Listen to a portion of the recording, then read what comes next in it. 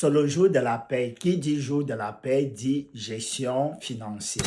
Donc, je vais faire la répartition de mon salaire en fonction de mes dépenses, de mes revenus et de mes charges fixes. Donc, on va le remplir ensemble. Voilà, donc je récupère mon agenda dont vous pouvez trouver sur Amazon. Donc, le titre, il est là, il est disponible sur toutes les plateformes Amazon du monde. Voilà, je me réfère donc au premier mois de l'année. Donc, je suis sur le budget du mois de janvier. J'inscris le numéro de l'année, donc l'année 2026.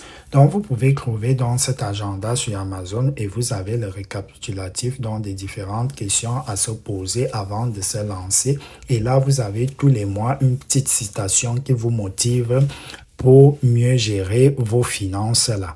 Et de là, on va commencer dans, j'ai écrit salaire. Dans le salaire ici, comme je suis actuellement au Canada, il s'agit de tous les revenus Uber Eats et ainsi de suite et salaire.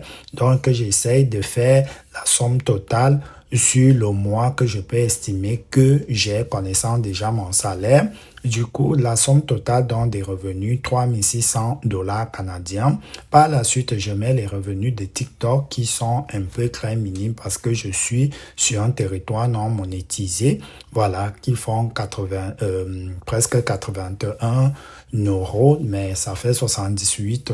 Bref, vous avez compris. Ensuite, j'écris les charges fixes dont j'ai le loyer à 675, le téléphone 35 $. Ensuite, l'assurance automobile qui me coûte 89 $. Ensuite, je mets mes différents abonnements Spotify. Je paye 30 $ de Spotify. iCloud, je paye 40. Le cloud de Google, 40 $ aussi. Par la suite, je saute une case car ça ne concerne pas les dépenses d'ici. Ce sont des dépenses de la France dans ma ligne téléphonique française que je paye à Free, qui est presque aussi dans l'équivalent de 30 $ quand j'essaie de convertir de l'euro vers le dollar. Voilà. Ensuite, donc, je fais la somme totale de ceci. Je passe à crédit à solder. Crédit à solder, étant donné que moi, je suis au Canada, il s'agit donc de l'argent que je dois aux différentes cartes de crédit. Dans ma banque principale RBC, je leur dois 650 $.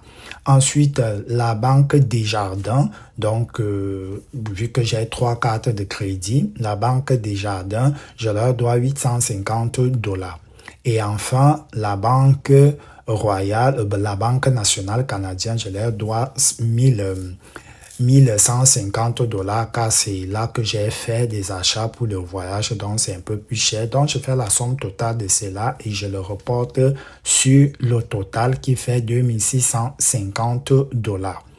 Et ensuite, pour trouver donc ce qui va me rester, je vais faire le revenu principal, voilà, qui est de 3678 $, moins les charges, la somme des charges fixes et les crédits à solder qui est de 3500 $. Et le reste à vivre, c'est 178 $. Quand je dis reste à vivre, il faut savoir qu'ici au Canada, la carte de crédit, on l'utilise pour tout l'argent du gaz, l'argent pour manger. Donc, c'est pour cela, dans charge fixe, vous avez vu qu'il n'y a pas la nourriture.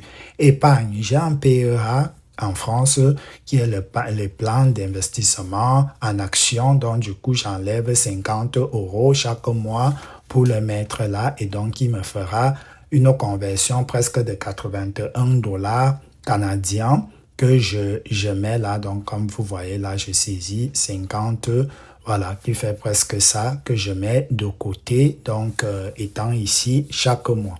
Ensuite, donc, sur les deux sommes là, ce qui va me rester, donc là, je fais 178 $ moins les 81 $ du PEA qui vont donc me rester 97 $ canadiens. Et c'est par là donc, vous pouvez voir, ça me permet de savoir exactement sur les 97 $ que je peux donc me permettre d'envoyer de l'argent à quelqu'un ou le réinjecter quelque part dans le livre.